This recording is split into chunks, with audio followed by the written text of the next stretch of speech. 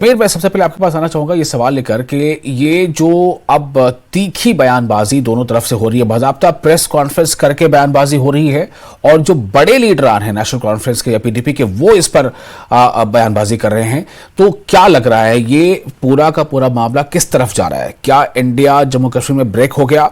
जो गठबंधन है क्या पीएजीडी तार तार हो गई?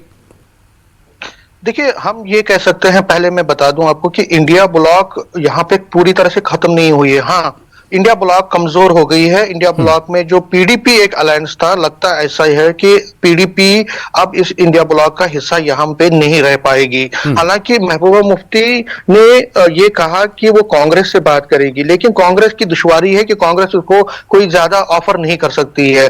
जो ऑफर करना था वो नेशनल कॉन्फ्रेंस को अकोमोडेट करना था। कांग्रेस के पास जो 2 सीटें हैं, जम्मू और उधमपुर, वहां से पीडीपी कुछ खास नहीं है, वहां पे इतनी ज्यादा मजबूत नहीं है, तो वहां से वो चुनाव लड़ नहीं सकती है। लद्दाख में भी वो कमजोर है। रही बात कश्मीर की, कश्मीर में वो अनंतनाग सीट चाहती थी, लेकिन जिस तरह से रिफ्यूजल मिला है, जिस तरह से उनकी मांग को रिजेक्ट किया गया, ठुकरा दिया गया नेशनल कॉन्फ्रेंस की तरफ से, अब नेशनल कॉन्फ्रेंस और पीडीपी की राहें अलग हो गई हैं। इसका मतलब है कि पीडीपी भी अब कश्मीर से चुनाव लड़ेगी। अब वो कहां कहां से लड़ेगी ये देखने वाली बात होगी। क्या वो सिर्फ अनंतनाग से लड़ेगी या श्रीनगर और बारामूला से भी चुनाव लड़ती है? लेकिन कांग्रेस अब ये कोशिश करेगी कि कम से कम पीडीपी को इस चीज के लिए मनाए कि वो सिर्फ अनंतनाग सीट पर चुनाव लड़े। अगर श्रीनगर और बारामूला की सीट पर भी वो चुनाव लड़ते हैं तो उस सूरत में बीजेपी को और ज्यादा फायदा होगा। कांग्रेस नहीं चाहती कि बीजेपी किसी भी तरह से लेकिन समीर, आपने कहा कि इंडिया ब्लॉक कमजोर हुआ है, खत्म नहीं हुआ, लेकिन अगर एनसी का भी कैंडिडेट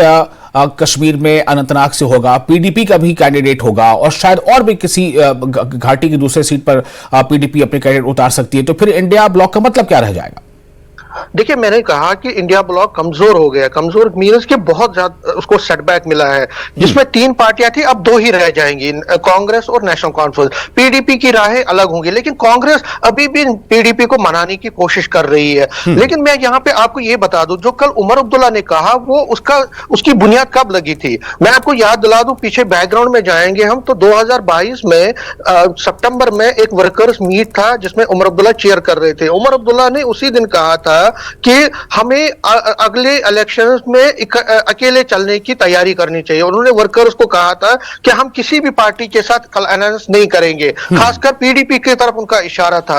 उसके बाद मैंने महबूबा मुफ्ती से जब बात की तो उन्होंने कहा कि इलेक्शंस तो अभी है नहीं, आगे देखेंगे, लेकिन पीएजीडी एक सियासी एक मिशन के साथ धारा 370 को लेकर हम आगे चल रहे हैं। लेकिन अब इलेक्शंस आ रहे हैं और इलेक्शंस जैसे ही नजदीक आ गए हैं तो जो नेशनल कॉन्फ्रेंस है या ये पीडीपी है, वो उसकी राहें अलग हो गई है। ये खबर जो है वो नेशनल कॉन्फ्रेंस के लिए भी अच्छी नहीं है, ना पीडीपी के लिए भी अच्छी नहीं है। पीडीपी के लिए सबसे ज्यादा बुरी बात इस वक्त ये बुरी खबर इसलिए लाया है क्योंकि पीडीपी का जो एग्जिस्टिंग जो गांवों में या देहात में या कस्बों में जो उसकी जो प्रेजेंस है वो इतनी ज्यादा मजबूत नहीं थी जितनी पहले थी। पहले उसके पास लीडरान होते थे, पहले उसके पास ताकत थी, लेकिन बहुत सारे लीडर उनके पिछले 4 साल में निकल गए हैं। अब जो बयानबाजियां हो रही है वो ऑब्वियस है।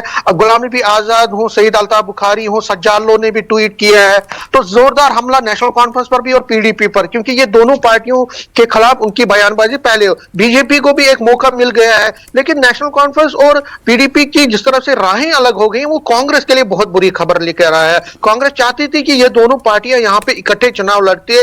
कांग्रेस कोशिश कर रही थी, कांग्रेस हाईकमान ने बार बार नेशनल कॉन्फ्रेंस की लीडरशिप और पीडीपी की लीडरशिप से बात की, कोशिश की कि इन दोनों को मनाया जाए, लेकिन नेशनल कॉन्फ्रेंस बहुत हद तक उसने उस चीज को रिजेक्ट किया। उसने कहा कि नहीं, कोई कॉम्प्रोमाइज नहीं, हम ग्राउंड में इकट्ठे नहीं है, हम ग्राउंड में एक दूसरे के साथ टकरा रहे हैं, सियासी तौर पर हमारा ये अलायंस नहीं हो सकता है। तो कांग्रेस के लिए एक सेटबैक है, लेकिन देखना पड़ेगा कि कांग्रेस अब इस चीज को किस तरह से लेती है। क्या वो मनाने की कोशिश करेगी पीडीपी को कि वो सिर्फ एक सीट लड़े? क्योंकि अगर जितनी जितनी ज्यादा पीडीपी सीटें यहां लड़ेंगी वो न कांग्रेस के लिए अच्छा होगा न नेशनल कॉन्फ्रेंस के लिए अच्छा होगा, क्योंकि बीजेपी अल्टीमेटली उससे फायदा लेगी। लेकिन अनंतनाग सीट से क्या महबूबा मुफ्ती खुद चुनाव लड़ेगी या वो श्रीनगर से लड़ती है, ये देखने वाली दिलचस्प बात होगी। अब तो राहें अलग हैं और असेंबली के इलेक्शंस में अब बहुत कम टाइम रह गया है और लगता है ऐसा है कि जिस तरह उमर अब्दुल्ला ने कल बयानबाजी की, जिस तरह से उन्होंने तीखे हमले किए महबूबा पीडीपी पर, लगता तो ये है कि अब जो असेंबली के इलेक्शंस में, विधानसभा पोल्स में भी दोनों की राहें अलग हो जाएंगी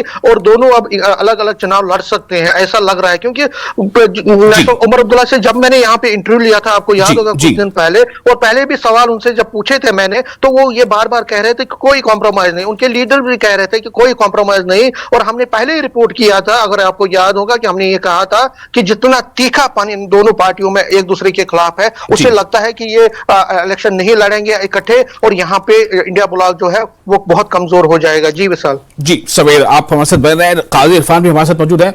इरफान, जो मौजूदा सूरत हाल है, पीएजीडी तो लगभग खत्म ही हो गया, मान के चलें, चूंकि दूसरी पार्टियां भी ये कह रही थी, और अब खुद महबूबा मुफ्ती ने प्रेस कॉन्फ्रेंस में कहा कि पीएजीडी तितर बितर हो गया, मुझे इसका बहुत अफसोस है। दूसरी तरफ जो इंडिया ब्लॉक की बात अभी हम कर रहे थे, जिसमें समीर ने ये बातें कही हैं कि कांग्रेस को इससे कहीं ज्यादा झटका लग रहा है अगर नेशनल कॉन्फ्रेंस और पीडीपी दोनों अपने उम्मीदवार उतारते हैं। इरफान, क्या समझा जाए ये जो सूरत हाल है, क्या कोई इसमें आपको गुंजाइश नजर आ रही है? क्या कोई ऐसा कदम उठाया जा सकता है आगे कि ये जो कंफ्यूजन है या जो ये स्थिति अभी बन गई है इस तरह की असमंजस की, वो दूर हो सके? जी बिल्कुल विशाल, एक ऐसे वक्त में जबकि कभी भी इलेक्शन कमीशन जो है लोकसभा के चुनाव का जो है ऐलान कर सकता है, एक ऐसे वक्त में जबकि लोग ये चाह रहे थे कि सीट शेयरिंग को लेकर जो इंडिया इत्तेहाद है वो जो है जल्द ही अपने उम्मीदवारों का ऐलान करे, ऐसे वक्त में जिस तरीके से एनसी और पीडीपी के दरमियान जो बयानबाजी हो रही है, उससे जिस तरीके से हमारे साथी समीर ने कहा कि ज़रूर जो इंडिया इत्तेहाद है वो कमज़ोर हुआ है, लेकिन देखिए यहाँ पर जो सबसे बड़ी जो भूमिका अब यहाँ पर जो है कांग्रेस को निभानी होगी, क्योंकि कांग्रेस जो है इंडिया इत्तेहाद को लीड कर रही है, और जो गेंद है वो अब कांग्रेस के पाले में आ गई है कि कांग्रेस किस तरीके से इस पूरे सिचुएशन को हैंडल करती है। क्योंकि महबूबा मुफ्ती ने भी कहा है कि हम जो है कांग्रेस से इस सिलसिले में बात करेंगे। देखिए अगर बात कर ली जाए एनसी की, तो एनसी की जो नाराजगी है वो कई बातों को लेकर के है। एक अहम बात तो ये है कि जिस तरीके से जो पीडीपी है वो अपनी मीटिंग्स में, अपने प्रेस कॉन्फ्रेंस में जिस तरीके से एनसी को निशाना बनाती रहती है, उससे बहुत बड़ी नाराजगी जो है वो एनसी की है।